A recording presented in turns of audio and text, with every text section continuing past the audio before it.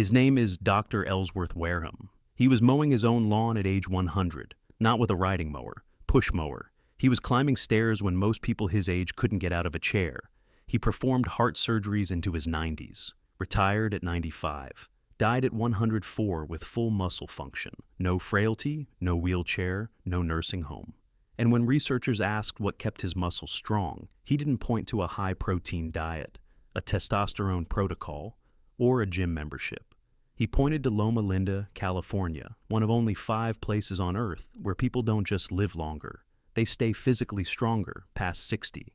In the next 20 minutes, you're going to learn the exact system that keeps their muscles functional, their bones dense, and their independence intact into their 90s. Not what the fitness industry has been selling you. What the research actually shows.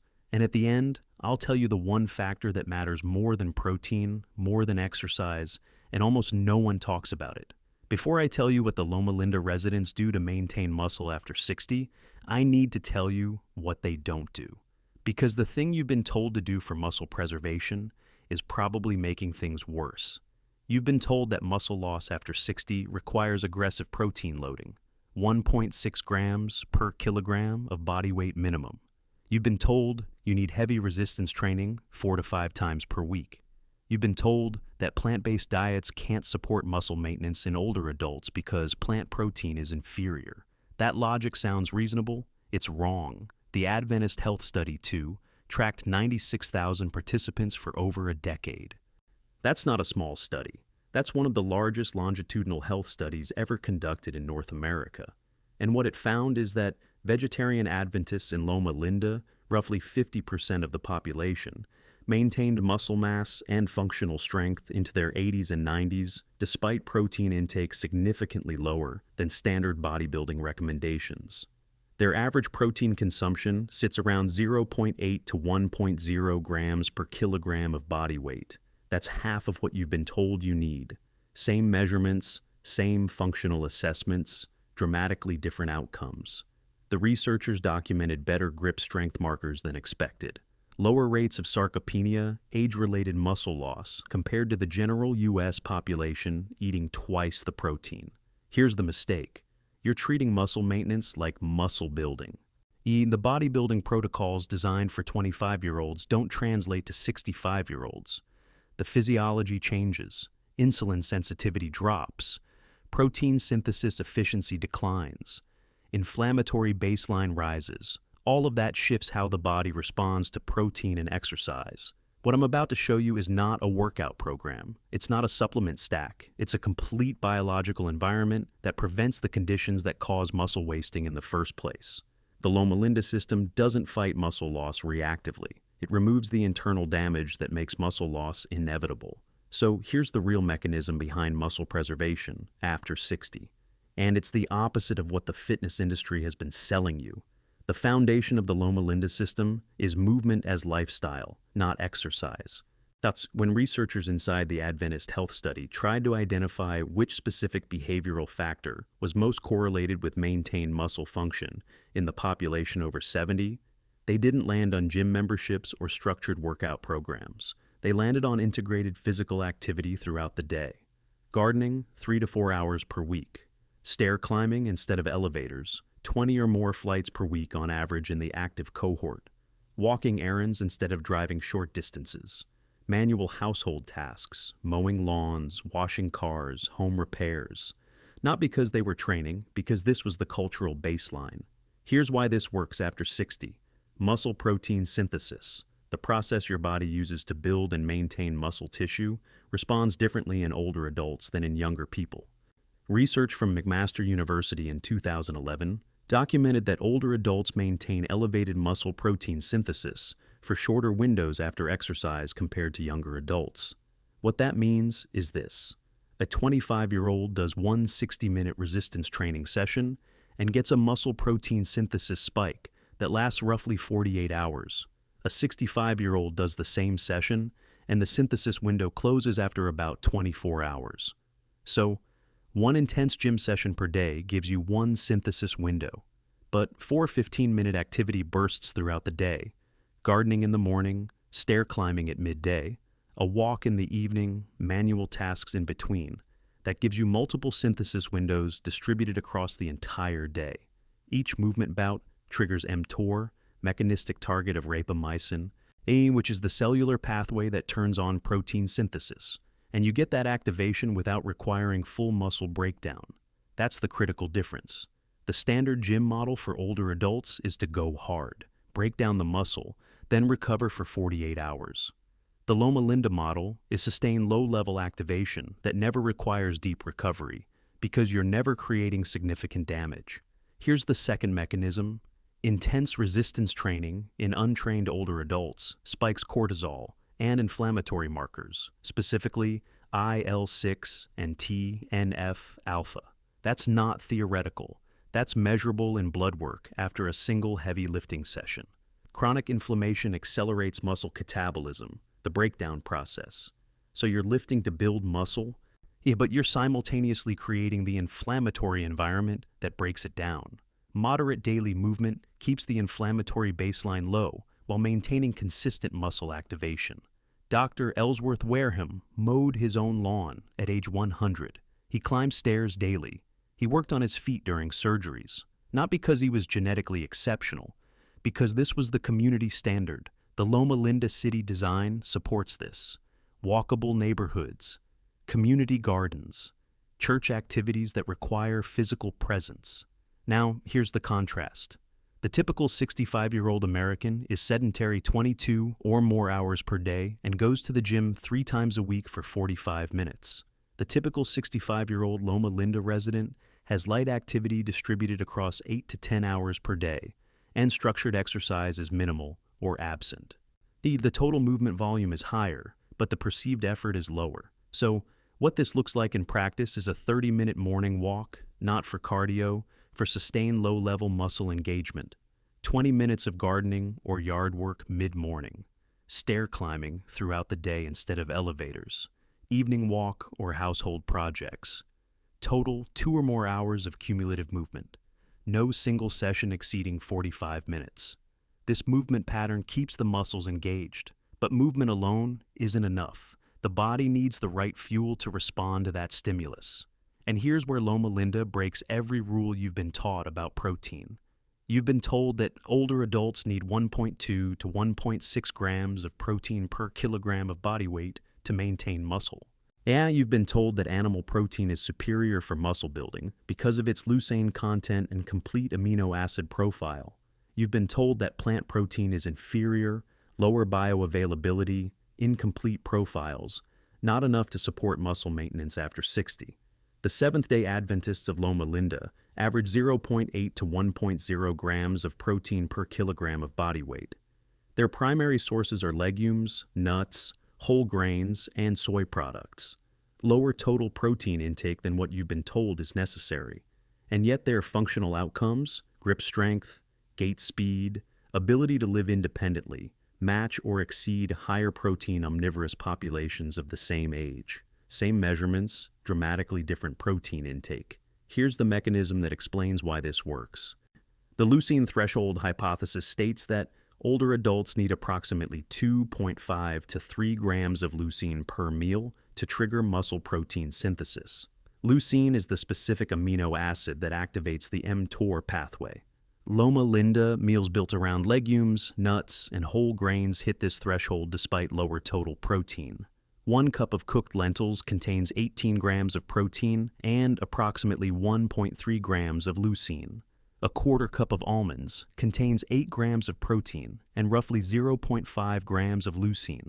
Combined with whole grain toast, you've met the leucine threshold.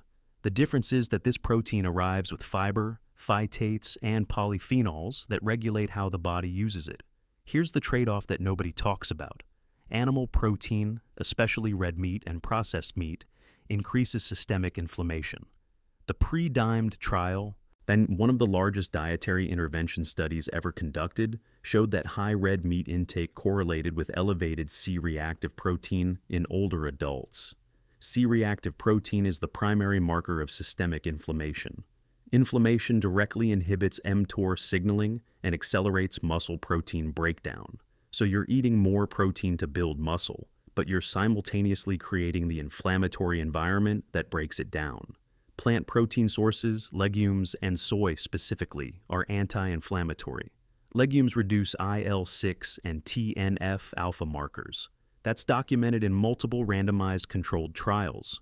This creates a net anabolic environment despite lower absolute protein intake. The muscle-building signal stays active because the breakdown signal is turned off. Here's the second factor.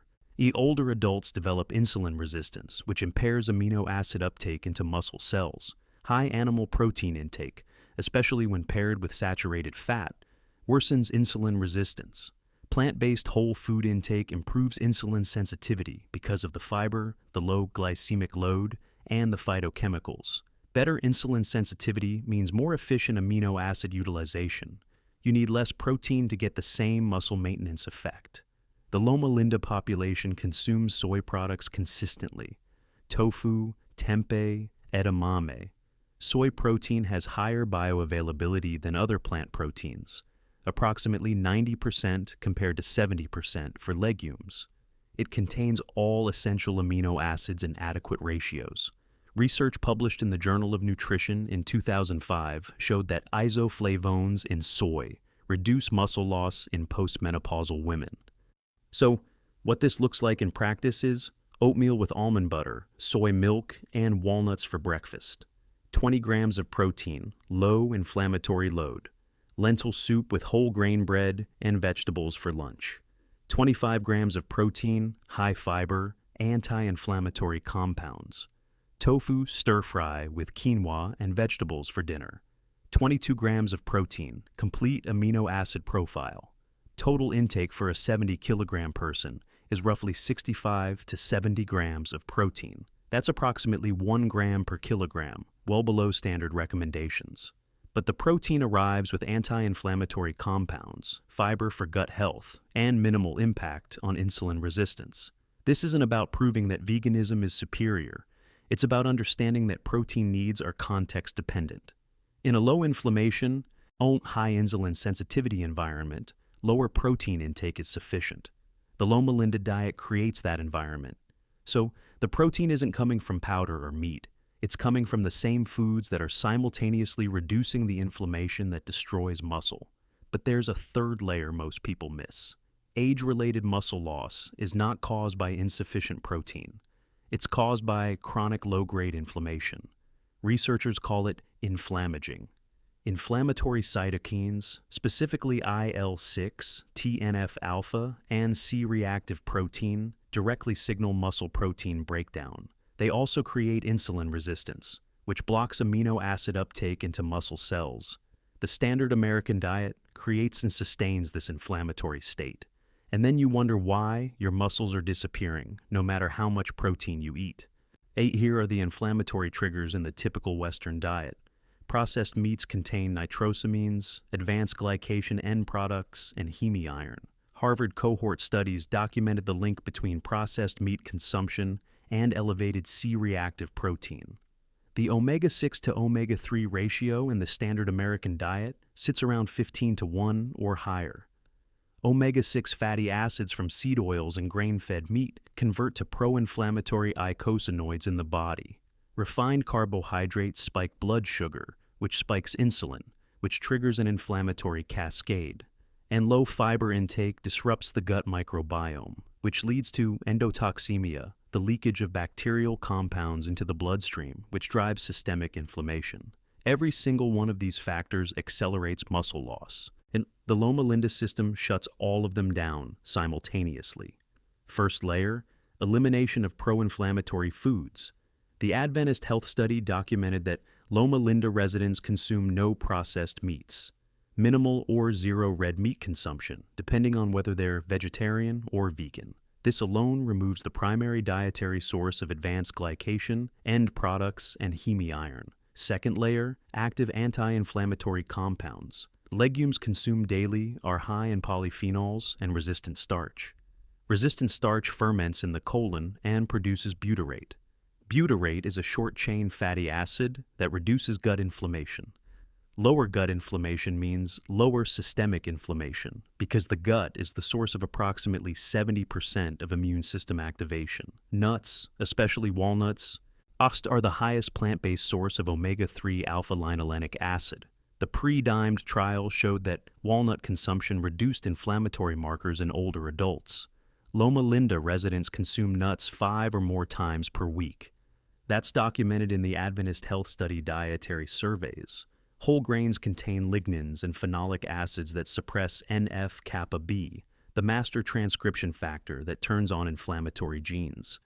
This is the same pathway that turmeric targets, but whole grains provide it through daily food intake instead of supplementation. Third layer, fiber as the inflammatory regulator. The average American consumes 15 grams of fiber per day.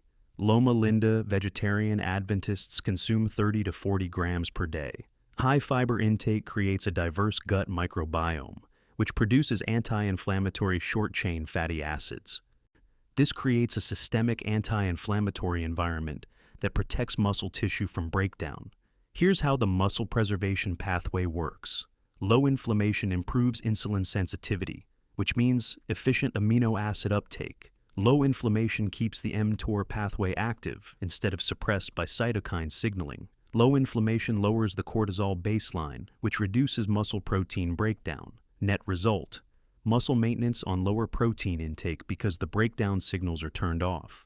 The Adventist Health Study 2 documented that vegetarian Adventists had lower C-reactive protein levels than non-vegetarian counterparts. Lower C-reactive protein correlated with better physical function, scores at age 70 and above. The population with the lowest inflammation had the highest rates of independent living past 80. So, what this looks like in practice is removing processed meats entirely. Minimize red meat to less than once per month. Add half a cup of legumes daily, black beans, lentils, chickpeas. Add a quarter cup of nuts daily, walnuts or almonds. Replace refined grains with whole grains, oats, brown rice, quinoa. Track your C-reactive protein at baseline, then retest at 90 days to measure the inflammatory reduction. You now understand that muscle preservation after 60 isn't about more protein. It's about creating an internal environment where muscle isn't being constantly broken down by inflammation. But there's one more layer that ties all of this together. Muscle protein synthesis happens primarily during deep sleep. Growth hormone pulses during slow-wave sleep, and that's critical for tissue repair in older adults. As Loma Linda Adventists average 7 to 8 hours of sleep per night. That's documented in the lifestyle surveys from the Adventist Health Study. The mechanism is simple: early dinner, 5 to 6 p.m., or no dinner at all in the case of intermittent fasting practitioners, combined with no caffeine and no alcohol, creates better sleep architecture. Research from the University of California showed that sleep deprivation reduces muscle protein synthesis by approximately 18%, even with adequate protein intake. You can eat perfectly and train consistently, but if you're not sleeping, you're not maintaining muscle. The Loma Linda sleep pattern creates a 12 to 14-hour fasting window overnight. Early dinner, or the pattern of eating only breakfast and lunch, which Dr. John Scharfenberg practiced into his hundreds. In this fasting window triggers autophagy, the cellular cleanup process, and increases growth hormone release. No caffeine consumption, which is part of the Adventist Health Code, means no sleep disruption. The result is deeper, more restorative sleep, which means better muscle recovery. Here's the second factor. Chronic stress elevates cortisol. Elevated cortisol breaks down muscle protein. Cortisol directly inhibits mTOR, the muscle-building pathway, and stimulates muscle catabolism. The standard American lifestyle creates chronic cortisol elevation. Work stress, financial stress, social isolation, all of it compounds.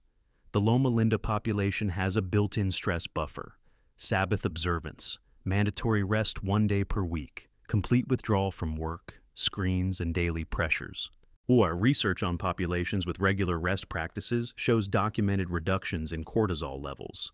This isn't about religion. This is about the biological impact of consistent rest. Strong community ties provide the second stress buffer. The Seventh-day Adventist Church creates a built-in social network. Regular gatherings, shared meals, intergenerational connection. Social support reduces perceived stress and lowers the cortisol baseline. That's not anecdotal, that's measurable. Now here's the factor that almost nobody connects to muscle loss: loneliness. UCLA, research showed that loneliness increases inflammatory markers, specifically I, L6, and C reactive protein, as much as smoking does. Social isolation in older adults is correlated with accelerated sarcopenia. Loma Linda residents are embedded in community structures by default, and church activities 2 to 3 times per week minimum. Volunteer work, group gardening, communal meals. This isn't optional lifestyle advice. It's cultural infrastructure.